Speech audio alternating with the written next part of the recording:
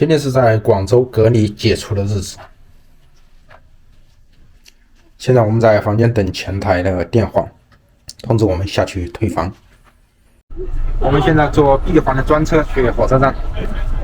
这么大一辆巴士就拉这么几个人。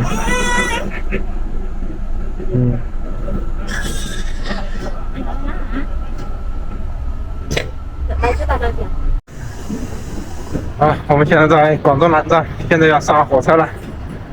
这是我和老婆第一次坐高铁啊。阿亮 ，say hello. How is the train? Beautiful, huh?